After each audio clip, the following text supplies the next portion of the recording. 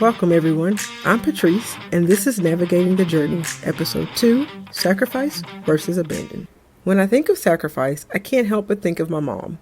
Growing up, she was a single parent that worked 2 jobs. She sacrificed so much so we could have the things in life we not only needed, but wanted.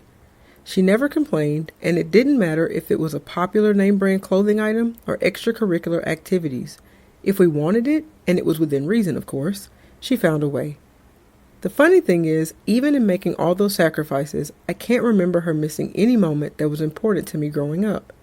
I've learned from watching her over the course of my life that you don't have to abandon your sacrifices. Let's navigate. Sacrifice is defined in Webster as to give something important or valued for the sake of other considerations.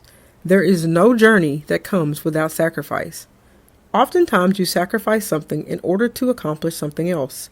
Or you might have said to yourself, where I am in life right now doesn't really support me doing this. Perhaps you've even said to yourself, my job is to make these sacrifices so that someone else can have more. These are things you give for the sake of other considerations. Now let's review abandon. Webster defines abandon as to give up completely a course of action, practice, or way of thinking. Maybe along this journey you've abandoned a job because it wasn't making you happy and didn't meet your needs. Maybe you've abandoned something because it was bad for your health. Maybe you've abandoned friendships or relationships because you've moved into a different season of your life. These are things you have no intention of going back to. Notice, nothing I named in sacrifice was named in abandon, and vice versa. That is because sacrifice and abandon are not synonymous. Today I want to pose a question to you. Have you abandoned your sacrifices? We tend to unintentionally make these 2 words mean the same thing in our lives. There are many times we make a sacrifice with the intent to go back and use it, do it, or even experience it, yet we never go back. Instead, we abandon it. I'm well aware that not all sacrifices are made with the intent to reach back and grab at a different point in time. However, if it's truly a sacrifice, then there should always be the possibility of using, doing, or experiencing it later if you choose to do so. Think of some things you've sacrificed because maybe it wasn't the right time, or the budget didn't allow for it, or you needed to take a different action in order to make ends meet. Have you revisited those sacrifices? Do you even remember what those sacrifices were? If the intent is truly to go back to something, you have to be aware of what the something is and your purpose when you give it. Start attaching a date to the things you sacrifice. Revisit that vacation you didn't take, the degree you didn't start, or the hobby you didn't think you had time for. Open that calendar app on your phone or your computer and pick a date to change that sacrifice to an accomplishment. When there's self-accountability involved, you become more likely to actually revisit the sacrifice and retrieve what you initially gave. Time is typically at the top of the list when you think of sacrifices. It's one most of us can relate to. But are we categorizing time correctly?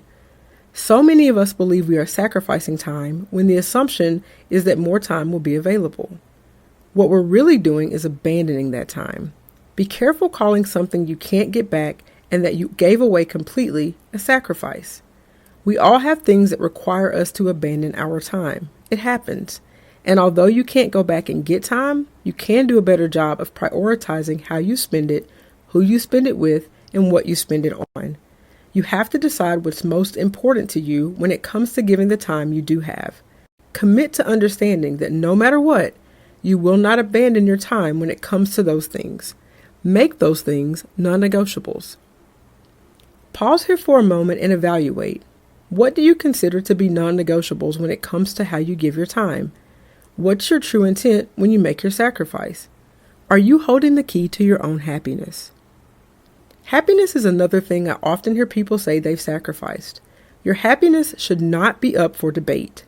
If you're currently sacrificing your happiness, today you take it back. If you're sacrificing it for things you can control, then change those things in a way that begin to bring you happiness, or they have to go.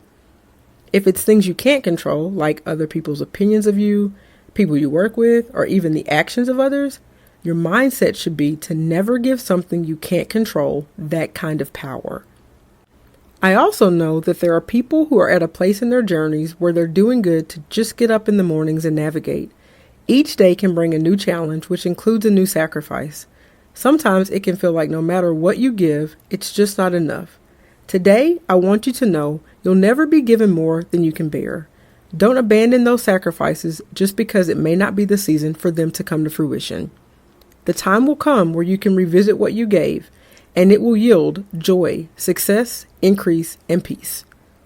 If sacrifice and abandon are synonymous in your life, today is the day you separate and clearly define the two. If you've been abandoning your sacrifices and there are some you'd like to revisit, today is the day you put a date on them and hold yourself accountable to get them accomplished. If there's a relationship in your life where you cry more than you smile, today you reclaim your smile. Protect your peace. Let's be clear. Sacrifices are a part of the journey. They're needed sometimes to reach our ultimate goal, make sure our loved ones are cared for, and even needed at times to open our eyes to what's truly possible. This message isn't to tell you not to make sacrifices. It's to encourage you to remember what you sacrificed is not abandoned. It's simply been placed on hold. Before we depart, remember, as you navigate, it's okay to stumble over the blocks and step on the stones. Those are temporary detours, and your main road is just ahead.